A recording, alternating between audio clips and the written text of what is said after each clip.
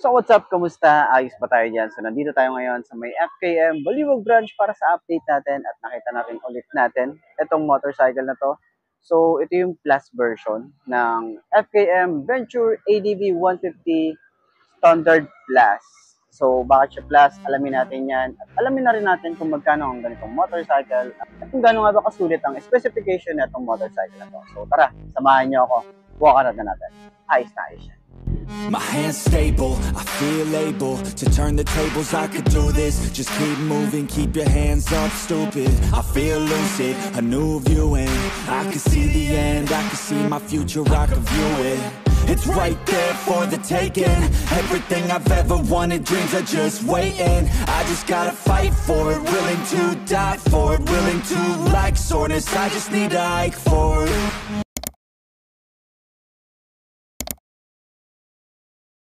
So yun nga mga best, nandito ulit tayo sa may FKM Baliwag branch para sa update natin. Dito sa ADB 150 nila. Ito yung Venture na Standard Plus dahil nga wide spoke na yung ating tires dito or yung ginamit dito, no, naka wide spoke na. So ayun, umpisa na natin, walk around na natin. Syempre gusto ko kayong i-update sa motorcycle na to. Let's go. So ayun nga, gaya nga nung Venture ADB 180, no? So meron din silang adjustable windshield. Napakadali lang niyang i-adjust. Ihilain mo lang 'to. Ayan, hilain mo na 'yan. Yan yung pinakamataas niya. Okay? So hindi siya gaanong kataasan katulad nung kay ADB 180, pero okay na din 'yan. At least kahit papaano meron tayong adjustable na windshield. Tsaka naka-clear naman siya. So, meron naman nabibili sa mga aftermarket na mas mataas pa, 'di ba? So, ayun nga, dahil nga standard version 'to. Ito ay wala siyang camera dito sa harap. Pero naka-projected valve tayo rito. 4 'yan na malalaki. So, start natin. Napakita ko na rin din sa inyo. Dahil nga naka-activate naman 'to. Ayan. So, itsura niya. Ayan yung ating dashboard. Hindi ko alam kung nakikita niyo ba. Ayan, so napansin natin dito dahil naka-hazard tayo rito, meron siyang tunog, yung parang sa kotse, ganun yung tunog niya. Okay, so makikita natin signal light, kanyang engine check, ABS, dito pag naka-high beam, yung kanyang susi, and then dito naman, RPM, clock, temperature, speedometer, battery sa gilid, and then fuel gauge, yung kanyang trip A, and yung total kilometers. Meron tayong set and select. Ayan. Ito yung itsura nung ating ilaw. So ayan, ganyan. Naka-high beam na tayo rito. Tapos projectile valve pa yan. So kahit umaga, kitang-kita mo siya, 'di ba? Tapos ang forma talaga nung dating anong muka. Trip nyo yung naka-mugs, meron pa rin naman yon. And ito rin naman, kung gusto nyo naka-word spoke, tapos naka-tubeless na siya, 'di ba? Naka-word spoke ka na, naka-tubeless pa tayo rito. So, ayan, ang ganda ng itsura ng ating spoke dito. And then yung tires niya, ang size dito ay 110/80 by 14, tubeless na rin. And then naka-telescopic fork tayo rito na meron siyang reflector side by side. And then meron tayo ritong rubber boots. Ayan. So, madali lang din siyang linisin. Dito sa likod, dahil nga wala tong open part. So, yung talsik ng putek, nandito lang sa likod niya. So, madali siyang linisin. Ayan. Maganda pa rin yung datingan ng ating disc brake.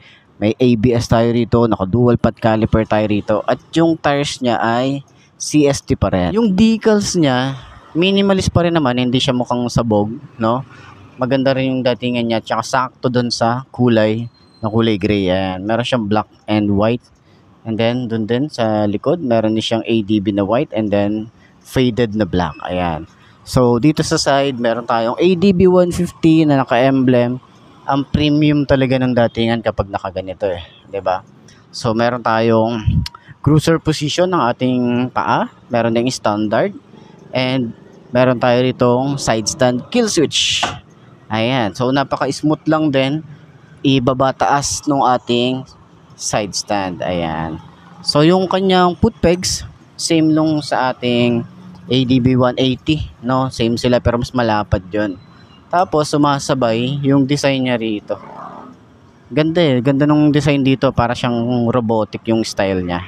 And dito naman sa gitna, nandito pa rin yung ating gas tank. So, yung fuel capacity nito talagang umaabot ng pangmalayuan talaga. Kasi sa laki din ng gas tank na ito.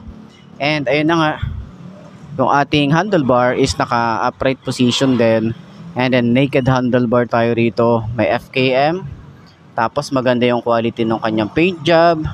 Yung ating mga switches dito is standard or ordinary plastic na ginagamit ni FKM. Pero hindi siya yung kasing quality na ginamit dun sa ADB 180 nila. So ito yung mga standard na plastic na switches na ginagamit ni FKM. So kagandahan din dito is yung lever niya is adjustable hanggang 1 to 4 naman yan. Tsaka malapad. Napaka-smooth lang din nito. Dito rin sa kabila, adjustable din siya na 1 to 4. And then meron tayo ritong brake lock. Ayan. Para in case na kailangan natin, yan, meron tayong safety features dito. And then flasher. Meron tayong flasher or passing light. High and low. Signal light. And then busina. Busina check natin. Ito mas brusco yung ano eh. Yung busina niya compared dun sa ADB 180. O, diba? Mas brusco siya. And then meron tayo ritong hazard, kill switch, and then park light, headlight, and off. Ayan, pwede natin i-off kapag di natin kailangan yung ilaw. So, si ADB 180 kasi talaga siya. Naka-automatic on. Okay? So, electric starter. And then, sa grip niya, makapit din yung grip. And then, yung throttle, sobrang babaw lang din. At maganda yung ating dulo nung ating handlebar. Ayan. So, naka-bar end naman siya na metal.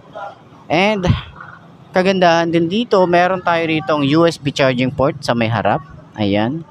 Tapos, dito rin, sa loob, meron din tayong USB charging port, cigarette type. And then, sa loob, makikita natin dito, mga kill switch. Okay, para at least dun sa mga kung hindi lang tayo merong side stand kill switch, meron din tayo ritong safety features na pwede natin patayin yung motor para at least in case naman na maiwan natin, no, hindi siya masyadong paglalaruan ng kahit sino, no. Safe na safe yung ating motorcycle. Pero ito, yung ating remote, ayan, yan yung itsura niya. So, meron siyang answer back. Ayos to. Pwede rin pala to. Pwede nating i-open. Gamit yung ating remote, pwede nating i-open yung seat natin. Okay? Ayan. Long press nyo lang itong nasa gitna. And then, unlock. So, yun yung purpose ng ating remote. Ayan. So, sa upuan, maganda yung kanyang upholstery or yung leather. Meron tayo ritong stitches. Dito rin. Same lang din nung sa ADB 180 nila. Diba? So, ito nga lang ay wala siyang hydraulic na katulad nun. Yan, wala siyang ganon. Okay? So, hindi siya nakaganyan. Talagang kailangan mong i-open ng nakaganyan. So, meron tayo ditong helmet hook. Maluwag din naman yung ating compartment, pero hindi siya kasing luwag nung ADB 180 natin.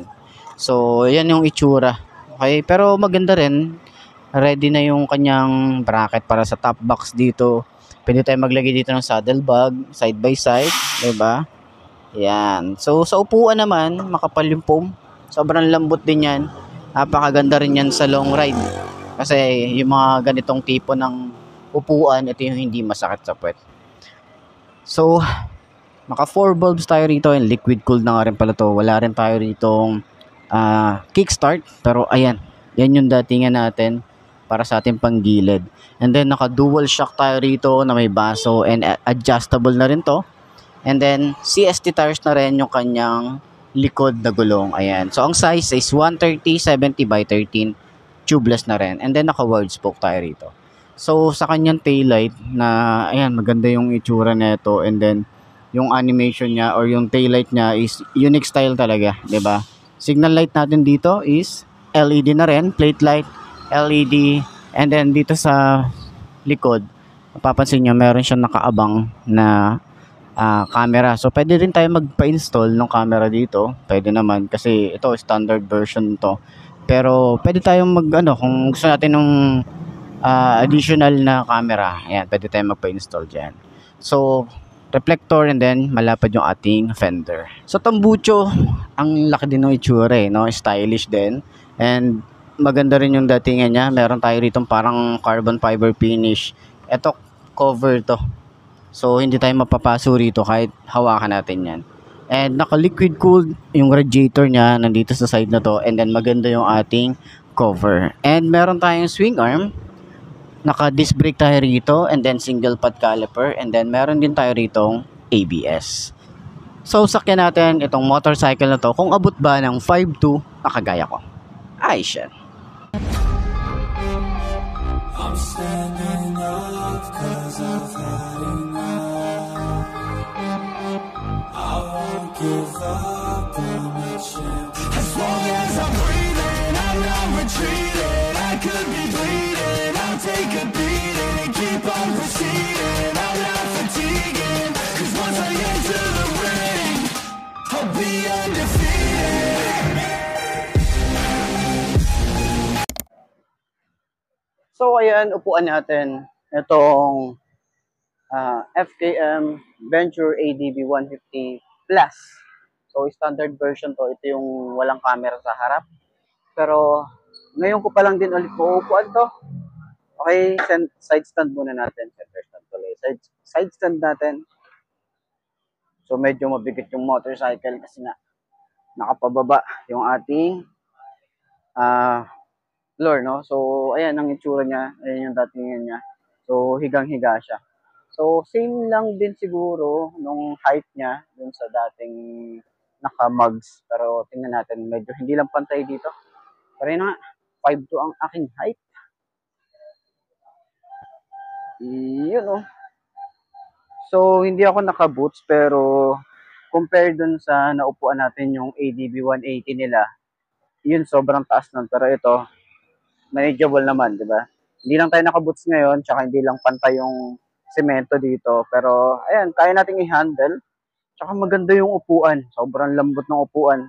Maganda to sa long ride, no? Sa mga ganitong motorcycle, talagang pang long ride. Tapos, pwede natin tong pang motocamp, di ba? Pwede to. Adventure bike to eh. So, kailangan madumihan to.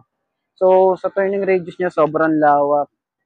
Ayan, sa shock niya, sobrang ganda ng shock na ito, oh. Lalo sa likod, oh. Ramdam natin yung ano eh. Yung ganda ng shock eh. So, ayan, meron din tayo rito standard position na ating paa and then cruiser position. Ayan. So, ganyan ang itsura natin. Maluwag din yung ating OBR. So, sa mga mag-aangkas, pwede yan, tsaka komportable. So, ayan, para dun sa lahat ng mga gustong kumuha ng ganitong motorcycle, pwede nyo kontakin si FKM Baliwag.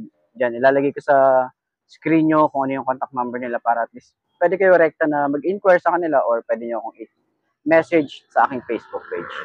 Ayos yan, di ba? Okay. Center stand natin. Ayan. Madali lang din siyang center stand. Ayos. So, ayun na nga mga best, no? Sa lahat ng mga nagtatanong kung magkano nga ba ang ganitong motorcycle ngayon, ito ay nagkakahalaga kapag kinuha nyo ng cash na 145,000. At kung gusto nyo naman ng hulugan, ipapakita ko na lang din sa screen nyo kung magkano nga ba yung down payment and then yung monthly nila. So, ayan, sa tingin nyo, sulit nga ba ang presyo neto? At para naman dun sa mga nakagamit na neto, pwede natin i-share dyan sa comment section kung ano nga ba yung mga naging experience natin sa motorcycle na to. So, ayun, para at least makatulong tayo sa iba, di ba? Na gustong bumili ng ganitong motorcycle. So, ayun, ayos yan.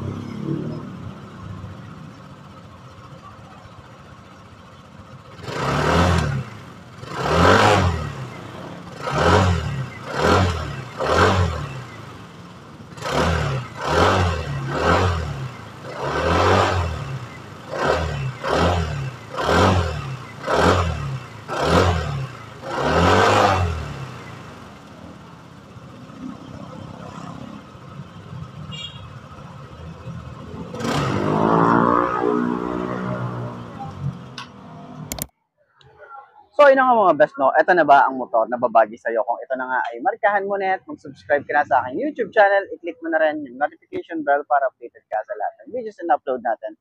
Dito araw-araw, so laging tatandaan, wala sa brand ng motor. Tatagal yan. Kung di na sa pag-aalaga mo yan, tatagal yan. Ayos na ayos yan. So, kita ka na lang ulit tayo bukas. I'm Mark D. Ciao. Maraming salamat sa inyo. Babush.